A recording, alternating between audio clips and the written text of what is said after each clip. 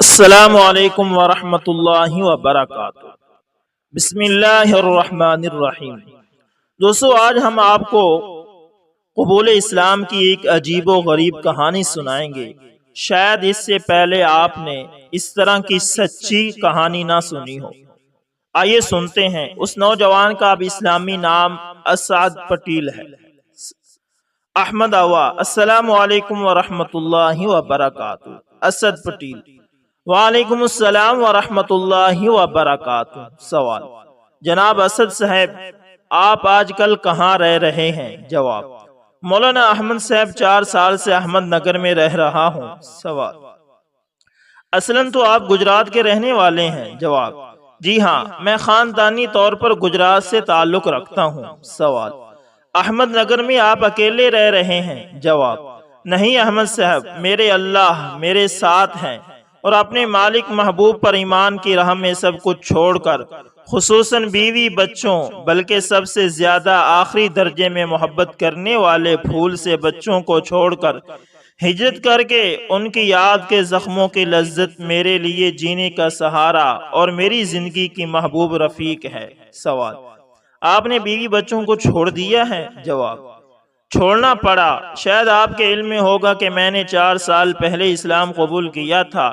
اسلام قبول کر کے میں نے فوراً اعلان کر دیا، یعنی اپنی بیوی، سسرال اور گھر والوں کو بتا دیا۔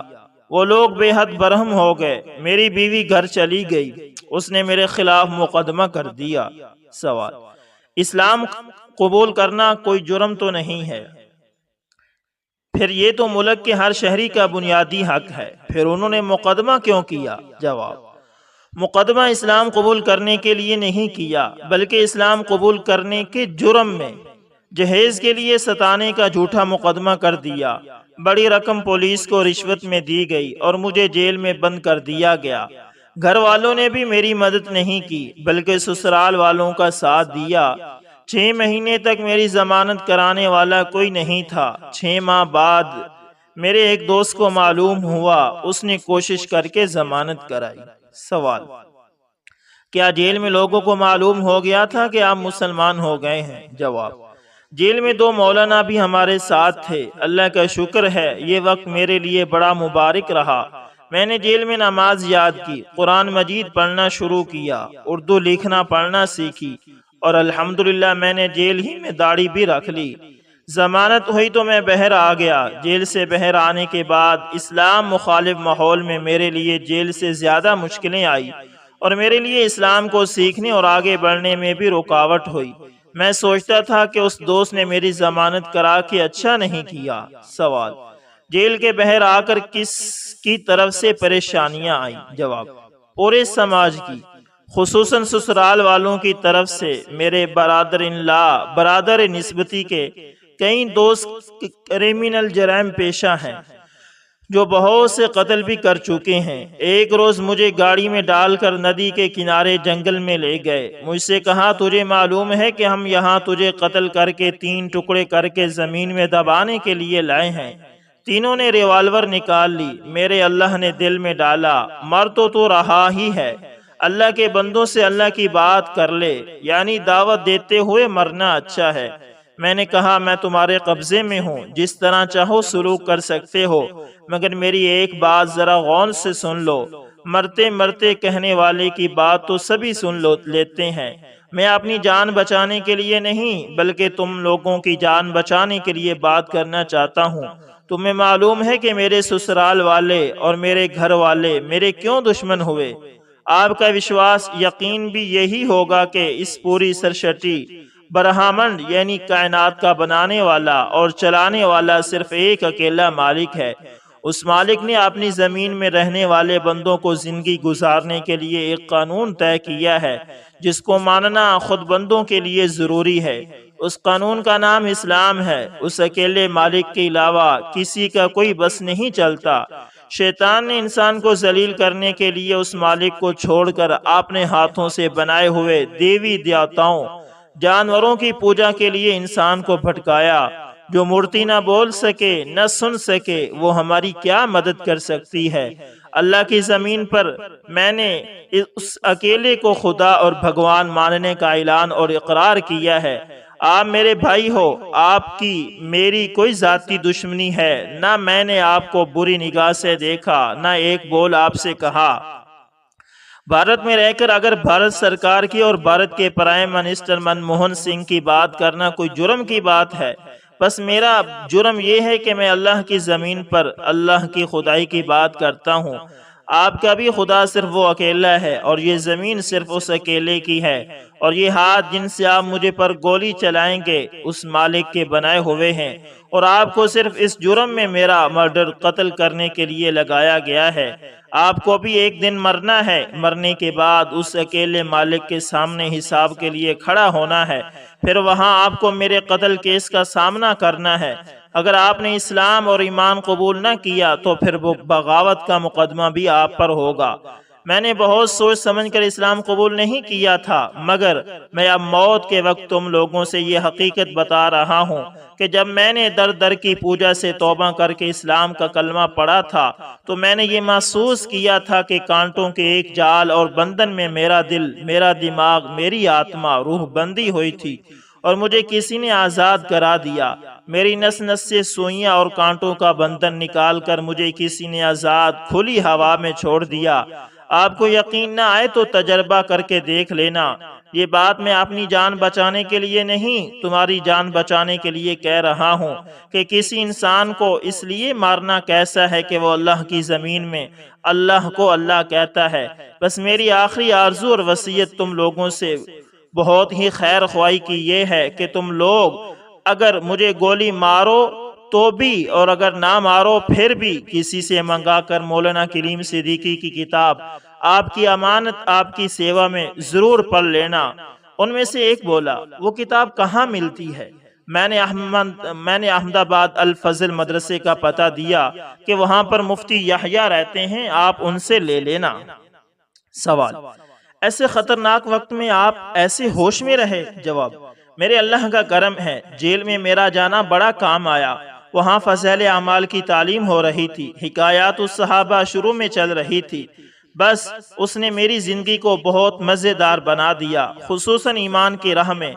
میں ان مشکلوں کو مشکل سمجھنے کے بجائے اپنی خوش قسمتی سمجھتا تھا، اور ذیلی ہر تکلیف اور مصیبت پر دل میں یہ بات آئی کہ 1400 سال بعد اس گئے گزرے زمانہ میں میرے اللہ میرے اوپر ان مبارک صحابہ جیسے حالات لائیں تو ان تکلیفوں میں مزہ آئے گا اور گھبراہٹ نہیں ہوتی مجھے اب۔ واقعی اگر میں نے حکایات الصحابہ نہ پڑھی ہوتی تو شاید میں ہمت ہار دیتا، اور ہو سکتا تھا کہ میں شاید واپس کفر میں جا کر دوزخ کی طرف لوٹ جاتا۔ میرے مالک کا کرم ہے کہ میرے لیے کیسا اچھا انتظام کیا۔ سسرال والوں نے جیل بھیج دیا، اور وہاں میرا دل و دماغ ہر حال کو برداشت کرنے کے لیے تیار کر دیا۔ سوال: پھر کیا ہوا؟ آپ کو انہوں نے گولی نہیں ماری؟ جواب: وہ مجھے ایسے ہی ندی کے کنارے چھوڑ کر جپسی لے کر چلے گئے۔ تھوڑی دیر بعد واپس آئے، مجھے خیال آیا شاید اب قتل کریں گے۔ انہوں نے مجھے گاڑی میں بیٹھنے کے لیے کہا اور قریب کے قصبے میں مجھے لے گئے اور بولے، ہم لوگ تو احمد آباد نہیں آ سکتے، ہم تمہیں چھوڑ رہے ہیں، مگر وعدہ کرو کہ وہ کتاب جو تم بتا رہے ہو پہنچاؤ گے۔ میں نے کہا، کہاں پہنچاؤں گا؟ بولے، گاندھی نگر، اگلے سنڈے کو فلاں چوراہے پر 10 بجے ہمارا ایک ساتھی ملے گا، اس کو دے دینا۔ سوال: حیرت ہے، انہیں یہ خیال نہیں رہا کہ اگر تم نے پولیس میں شکایت لگا دی تو؟ جواب: اس وقت اصل میں ماحول ہی دوسرا تھا، وہ لوگ اس دنیا کو چھوڑ کر دوسری دنیا میں چلے گئے تھے، وہاں رہنے والوں کی سوچ دوسری سوچ ہو جاتی ہے۔ سوال: پھر آپ نے کتاب پہنچائی یا نہیں، اور آپ واپس کہاں گئے؟ جواب: میں احمد آباد جا کر 3 روز کی جماعت میں چلا گیا، اور میں نے اتوار کے روز آپ کی امانت لے کر گاندھی نگر اس چوراہے کا رخ کیا۔ اس جگہ پر ایک چوتھا آدمی ملا، مجھے داڑھی میں کتاب لیے دے کر بولا، میرے ساتھی گلی میں گاڑی میں ہیں، وہ تمہیں بلا رہے ہیں۔ میں گیا تو 3 وہ لوگ تھے، 2 اور لوگ تھے، کل ملا کر 6 لوگ تھے۔ بہت محبت سے ایسے ملے جیسے کوئی بچھڑا رشتہ دار ملتا ہے۔ مجھے خیال ہوا کہ حضرت نے دارالقرآن احمد آباد میں تقریر کی تھی کہ دشمنی کو دوستی میں بدلنے کا واحد نسخہ قرآن نے دعوت بتایا ہے۔ میں آج تک سوچتا ہوں یہ وہی لوگ ہیں جو 4 روز پہلے مجھے قتل کرنے کے لیے ندی کے کنارے لے گئے تھے، آج یہ مجھ سے گلے مل رہے ہیں۔ اس وقت میں نے باقاعدہ دعوت یا ان لوگوں کی خیر خواہی میں دعوت نہیں دی تھی، بس اس خیال سے بات کی تھی کہ اب مر رہا ہوں تو اللہ کی زمین پر اللہ کی بات کرتے کرتے اور دعوت دیتے دیتے موت آئے، شاید نجات کا ذریعہ بن جائے۔ اس کا نتیجہ یہ ہوا کہ ایسے وقت میں جب سب اپنے دشمن ہو گئے، یہ اس طرح مل رہے ہیں جس طرح بچھڑے رشتہ دار ملتے ہیں۔ گاڑی میں جوس اور کچھ کیلے تھے، مجھے کیلے کھلائے اور جوس پلایا۔ میں نے کتاب آپ کی امانت آپ کی سیوا میں اور اسلام کیا ہے اور میری نماز 3 سیٹ لے رکھے تھے، ان کو دیے۔ وہ بولے یہ کتاب تو ہم پڑھ ہی لیں گے، وہ بات جو آپ اس روز کہہ رہے تھے دوبارہ بتاؤ، اور اسلام کی کچھ اور بات بتاؤ، ہمارے ساتھی بھی سننا چاہتے ہیں۔ میں نے ان کو پہلے اپنے اسلام قبول کرنے کی کارگزاری سنائی۔ سوال: وہ گیا تھی وہی تو اصل میں آپ کو سنانی ہے، ذرا سنائیے آپ نے کیا کارگزاری سنائی؟ جواب: میں نے بتایا کہ میں گجرات کے پٹیل خاندان کا فرد ہوں، احمد آباد سے لگتا ہوں، ہمارا ضلع ہے، میری اسپیئر پارٹس کی دکان ہے، خاندانی طور پر بہت سخت ہندو ہمارا پریوار خاندان ہے، سیاسی طور پر بی جے پی سے جوڑا ہوا ایکٹیو گھرانہ ہے۔ میرے ایک ماموں گجرات کے سی ایم کے بہت قریبی تعلق والے 2 بار MLA رہ چکے ہیں اور اب بھی MLA ہیں۔ میرے اسٹور کے برابر میں ایک مسلمان جاوید صاحب کا میڈیکل سٹور ہے۔ خالی وقت میں اسلام اور ہندو مذہب پر ہم دونوں کی بات ہوتی رہتی تھی۔ مجھے اس خیال سے کہ ہر جگہ کچھ باتیں اچھی ہوتی ہیں اور سماج میں رہتے ہیں تو سب کی باتیں اور سب کے دھرم یعنی مذاہب کے بارے میں معلومات ہونی چاہیے، ان سے باتیں بھی کرتا اور کچھ ان سے اسلام پر پڑھنے کے لیے بھی مانگتا۔ انہوں نے مجھے کچھ کتابیں بتا دیں اور وعدہ کرتے رہے کہ آپ کو قرآن مجید لا کر دوں گا۔ میری خوش قسمتی تھی کہ اچانک ہمارے یہاں دہلی سے ایک جماعت دعوتی ٹریننگ دینے کے لیے آئی۔ ٹریننگ کے لیے 1 ہفتے کا کیمپ لگنا تھا۔ اس کیمپ کا ادھاگھاٹن افتتاح کرنے کے لیے مولانا کلیم صدیقی صاحب، جن کی کتاب آپ کی امانت ہے، وہ وہاں پر آئے ہوئے تھے۔ صبح جیسے ہی مولانا صاحب اسٹیشن سے آئے، جاوید صاحب نے مجھ سے کہا آپ کل سٹور پر جلدی آ جانا، ایک مولانا صاحب جو اسلام کے بارے میں بہت جانتے ہیں وہ ہمارے یہاں مدرسے میں آ رہے ہیں، ان سے ملنے چلیں گے۔ جیسے ہی مولانا صاحب کا رسے اترے، جاوید صاحب نے مجھے آواز دی، پرفل پٹیل صاحب چلیے، بعد میں بھیڑ ہو جائے گی، شروع میں مل لیتے ہیں۔ وہ مجھے لے کر مدرسے کے گیسٹ ہاؤس میں لے گئے اور مولانا صاحب سے کہا یہ پرفل پٹیل صاحب میرے پڑوسی ہیں، اسلام جاننے میں بڑی دلچسپی رکھتی ہیں، آپ ان کو اسلام کے بارے میں بتائیے۔ مدرسے کا سارا سٹاف گیسٹ ہاؤس میں تھا۔ مولانا پہلے تو اپنے ساتھیوں کو جو جماعت پہلے آ گئی تھی تلاش کرتے رہے، مگر معلوم ہوا وہ بہت دور ٹھہری ہوئی ہے۔ مولانا صاحب نے کہا پھر کسی دوسرے کمرے میں جا کر الگ بات کریں گے۔ لوگوں نے کہا آپ یہاں رکیے، ہم سب یہاں سے چلے جاتے ہیں، تو لوگ چلے گئے۔ مولانا صاحب نے کہا قانون کا جاننا بھی ضروری ہے، مگر جاننے سے زیادہ ماننا ضروری ہے۔ جس دیش میں آدمی رہ رہا ہو وہاں کے حاکم اور وہاں کے قانون سندوہان کو نہ مانے وہ باغی اور غدار ہے۔ اس کو دیش میں رہنے کا، وہاں کی چیزوں سے فائدہ اٹھانے کا حق نہیں ہے۔ باغی اور غدار کی تو بھلائی بھی دیش کے لیے قبول نہیں کی جاتی۔ یہ پوری کائنات اس کا مالک اور حاکم ایک اللہ ہے، اور اس کا فائنل قانون ایڈیشن قرآن مجید ہے۔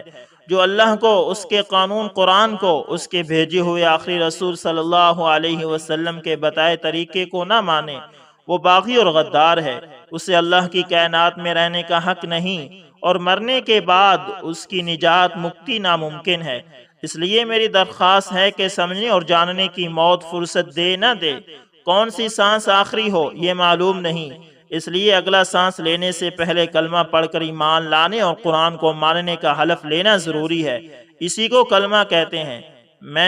مولانا نے کہا، 2 لائن میں پڑھواتا ہوں، آپ سچے دل سے مسلمان ہونے کے لیے پڑھ لیجئے، پھر زندگی پڑی ہے جاننے اور سمجھنے کے لیے۔ مولانا صاحب کہتے ہیں کہ مجھے دعوت کی الف با نہیں آتی، میں دیر تک تلاش کرتا رہا کہ کوئی دعوت کی بات کرنے جاننے والا دائی مل جائے، جب کوئی نہیں ملا تو مجبوراً بات کرنی پڑی اور پڑتی ہے۔ مولانا صاحب نے مجھے کلمہ پڑھوایا اور میرا نام مجھے تیار کر کے محمد اسد پٹیل رکھا۔ مدرسہ والوں کو بلا لیا، ناشتہ لگایا گیا، ساتھ بٹھا کر ناشتہ کرایا اور مولانا صاحب نے مجھے آپ کی امانت آپ کی سیوا میں دی۔ اس کے آخری صفحے میں کچھ صبح و شام یا ہادی یا رحیم وغیرہ پڑھنے کے لیے اور کچھ کتابوں کے نام لکھ کر دیے۔ میں نے مولانا صاحب سے کہا کہ وہ کلمہ جو آپ نے مجھے پڑھوایا ہے وہ بھی اس کتاب میں ہے۔ مولانا صاحب نے کتاب کھول کر دکھائی کہ یہ وہ کلمہ ہے جو آپ نے پڑھا ہے۔ میں نے مولانا صاحب سے کہا، اس کلمے کو پڑھ کر میرا عجیب حال ہوا۔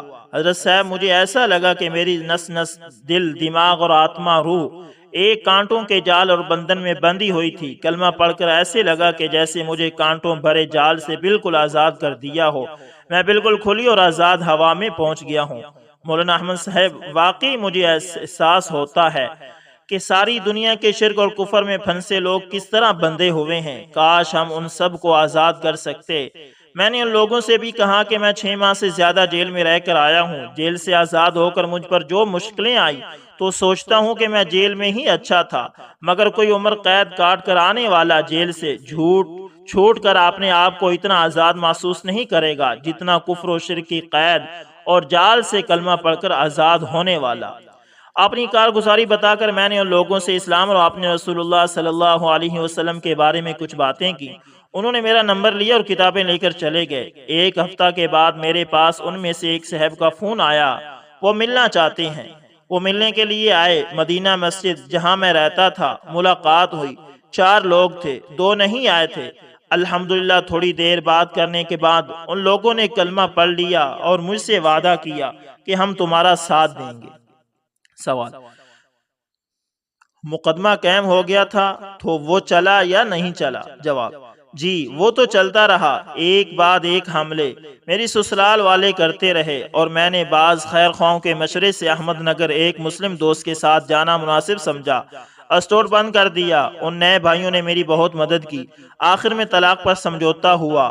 ہندو لا کے مطابق تینوں بچے، گھر اور 10 لاکھ روپے دینا طے ہوا۔ سوال: بچے آپ سے زیادہ محبت کرتے ہیں یا ماں سے؟ جواب: بچے اصل میں تینوں مجھ سے زیادہ تعلق رکھتے ہیں۔ ماں ذرا سخت نیچر کی ہے، مگر ان کے گھر والوں نے ذرا دھمکا کر انہیں اس پر مجبور کیا کہ وہ عدالت میں ماں کے ساتھ رہنے کی بات کہیں۔ انہوں نے ایسا ہی کیا۔ پچھلے سال 26 ستمبر کو فیصلے کی تاریخ تھی۔ حضرت سفر پر آئے تھے تو میں ساتھ تھا۔ حضرت نے ہی مجھے کلمہ پڑھوایا تھا۔ اس کے بعد ملاقات نہیں ہوئی تھی۔ میں نے سفر میں ساتھ رہنے کی درخواست کی، 2 روز تک ساتھ رہا۔ حضرت نے حالات معلوم کیے تو بتایا کہ الحمدللہ سب کو چھوڑ دیا ہے، اگلے ہفتے فائنل تاریخ ہے۔ دن تو اب کاروبار کی مشغولی میں گزر جاتا ہے، رات آتی ہے تو گھر کی تنہائی ابتدا میں بہت شاق گزرتی ہے۔ دوسرے تیسرے روز بچوں کے فون آتے رہتے ہیں۔ میں نے حضرت سے کہا، جب بے برداشت ہو جاتا ہوں تو اپنے اللہ کے سامنے رونے لگتا ہوں۔ حضرت میری باتیں سن کر رونے لگے تو پھر میں نے ذرا رخ موڑا۔ 23 ستمبر کو اتفاق سے ایک پروگرام سے رات کو واپس آ رہے تھے، رات کے 12 بجے تھے۔ میری بڑی بچی ارونا کا فون آیا۔ میں حضرت کے پیچھے والی سیٹ پر بیٹھا تھا۔ میں لوگوں سے ذرا بچ کر اس کو فون سننے کے لیے بات کر رہا تھا۔ مجھے خیال نہیں رہا کہ اگلی سیٹ پر حضرت بیٹھے ہیں، اور حضرت نے پوری بات سنی۔ میری بچی بلک بلک کر رو رہی تھی، پاپا پرسوں 26 تاریخ ہے تو آپ ہم سے بالکل چھوٹ جائیں گے۔ میں نے 2 روز کھانا نہیں کھایا، رات بھر نیند نہیں آتی، آج بھی نیند نہیں آ رہی۔ میں نے بہت برداشت کر کے اس کو تسلی دی، بیٹا اپنی ممی سے بات کر لیا کرو، اور فون پر تو مجھ سے بھی بات کر سکتی ہو۔ وہ بولی، اب نہ جانے کب ملنا ہو، مجھ سے بھی نہیں رہا گیا۔ مجھے ایسا لگا کہ حضرت بھی سسکیاں لے رہے ہیں۔ سوال: ہاں، ابو بہت ذکر کرتے ہیں۔ ابو کہتے ہیں انسان سماجی حیوان ہے اور بچوں کے ساتھ اللہ نے کلیجے کو لگا رکھا ہے۔ ذرا سا بچہ بیمار ہو جائے، بخار ہو جائے تو کیسا کلیجہ منہ کو آنے لگتا ہے۔ پھول سے محبت کرنے والے بچوں، خاندان، بیوی، گھر بار سب کو چھوڑنا ایک اللہ کے لیے کیسی بڑی قربانی ہے۔ ابو کہتے ہیں کہ کئی روز تک میری نیند اڑی رہی اور دعا کرتا رہا کہ مولا کریم انہوں نے آپ کی محبت میں قربانی کرنے والوں کے صدقے ہمیں بھی ایمان کا کوئی شمع عطا فرما۔ ابو بتاتے تھے کہ جب ذرا دیر کے لیے آنکھ لگی تو آپ کی برکت سے بہت اچھا خواب بھی دیکھا۔ اب آپ کا کیا ارادہ ہے؟ جواب: کبھی جب دل بہت ٹوٹتا ہے تو پھر اللہ کے حضور رونے میں جو مزہ آتا ہے تو سب بھلا دیتا ہے، کیا کیا گزری سب بھول جاتا ہے۔